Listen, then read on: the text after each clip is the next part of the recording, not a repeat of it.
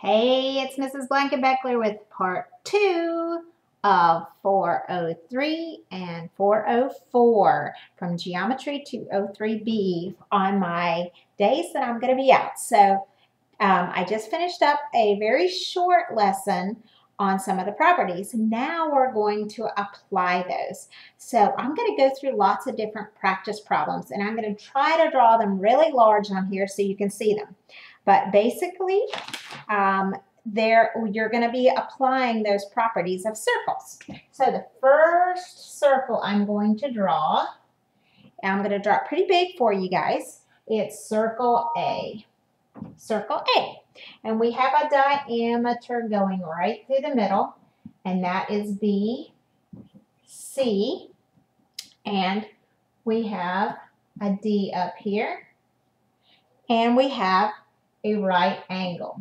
Okay, so here's our picture, and let's do some analysis here. Okay, we're told that BC is 12 units long, and we have to find the length of DC, and DC is this chord right here. Okay, now BC is 12. Let's analyze BC and see exactly what BC is in the circle. BC is a diameter, so I'm going to go in here and mark 12 units. 12 is my whole diameter.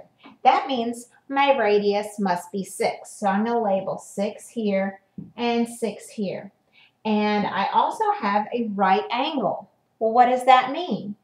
That means that this radius is cut in half. This is also 6, isn't it? Because from A to D, that's also a radius. So I'm going to mark 6 here. We've got to find this length, the length of the chord from D to C.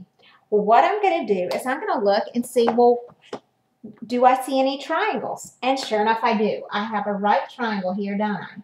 And I'm going to highlight that right triangle in green. I don't know if you can see it, but this is green, this is green, this is green. So I have a right triangle. And it's got two sides of 6, which are the radius of the circle. So all I have to do is find the hypotenuse. So I'm going to use the Pythagorean theorem. 6 squared plus 6 squared equals C squared. So 36 plus 36 equals C squared. So C squared equals 72. So I square root both sides, and I get C is equal to, do my factor tree, 36 times 2, which is 6 times 6 times 2, which is 6 square root 2. So that's how long DC would be. So I've just figured out the length of the chord DC. So earlier I mentioned that you're going to be using lots of right triangles. And when you have a right triangle, what's the main thing? What's the main formula you're going to use? The Pythagorean theorem. So you'll use lots of Pythagorean theorems in this section. So there's our first problem. And if you need to stop and watch it again, go ahead and stop the recording and you can rewatch that problem.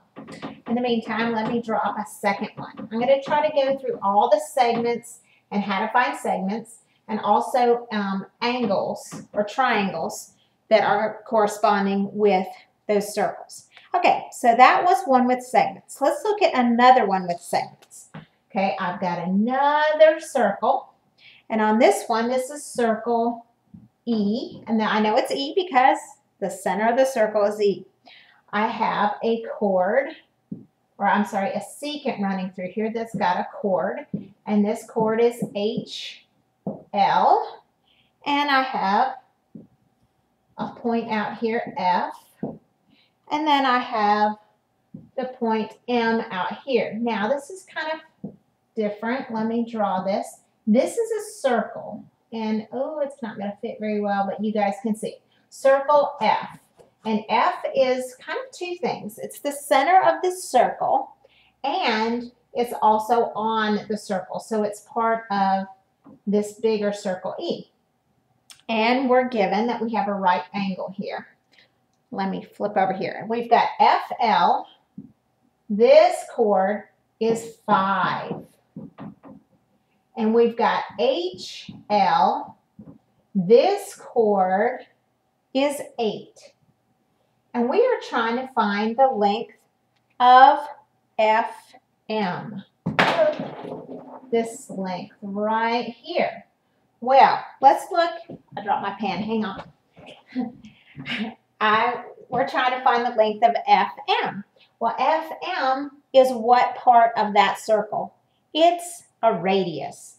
So this is the radius of this smaller circle, and I'm going to mark that congruent to every other radius in that circle. Well, guess what?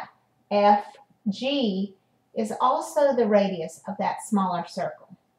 Now, I'm going to take these two pieces of information and I'm going to mark my diagram because that's the key. FL is 5. That's this segment from here to here. HL is 8. So this whole chord is 8. Well, if it's got a right angle here, what did I learn in this lesson? It's bisected.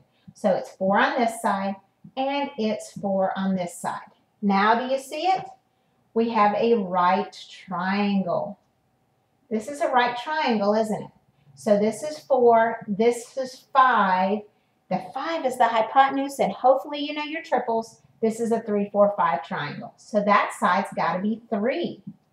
I could use the Pythagorean theorem to find it, but if you know your triples, you don't have to.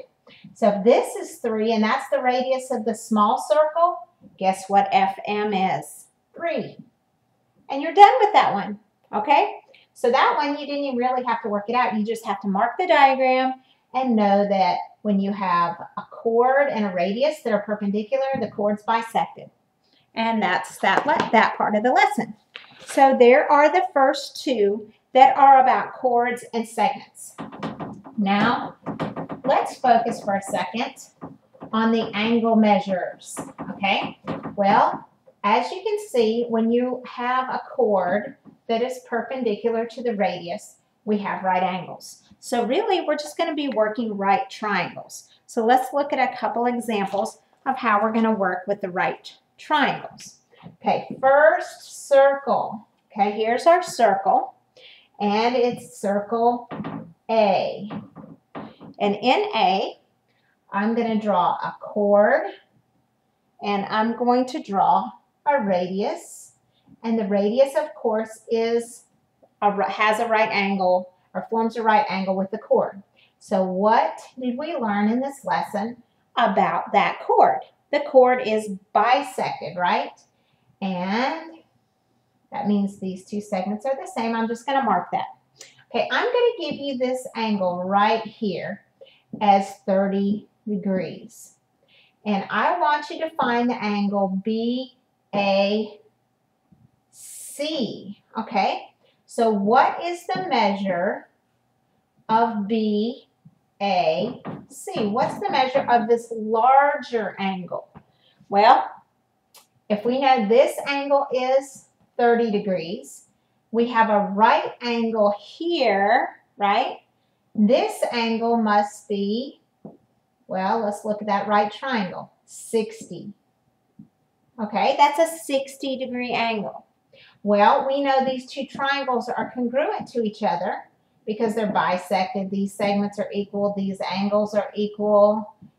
So that means this side is also 60 degrees. So that means angle BAC. We just add these two angles together and we get 120 degrees for that angle. So that's how to work angles inside of the circles. So there's one example. Now let's change it up just a little bit. This time I'm going to give you that angle that's at the center. Okay, so instead of giving you the angle that was on kind of next to the circle there, I'm going to give you an angle closer to the middle. And we're going to see if we can figure out the other angles. Okay. Oops. We're going to pretend that touches there. And we have a right angle. Okay, I'm going to give you this angle right here as 1/16. So this larger angle is 1/16. And as you remember with central angles and chords, what does that tell us about arc AB? What do we know about the arc?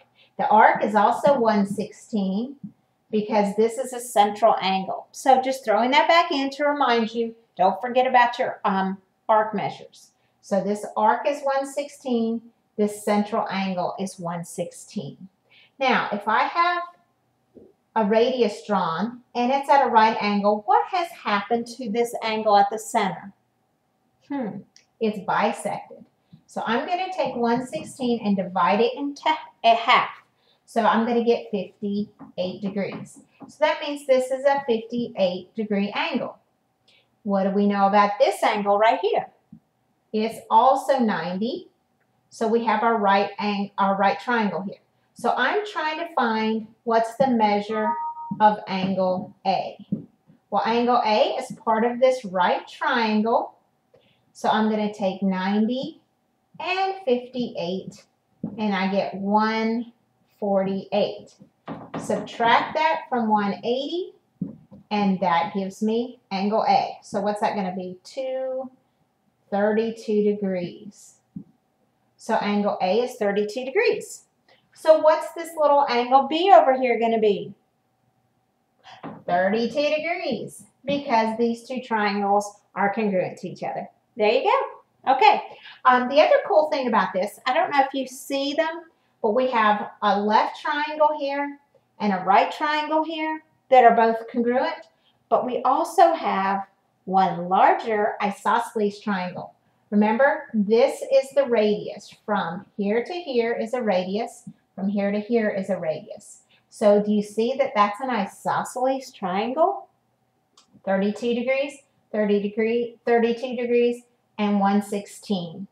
Kind of cool. So look at all the different combinations. There we go. We're done.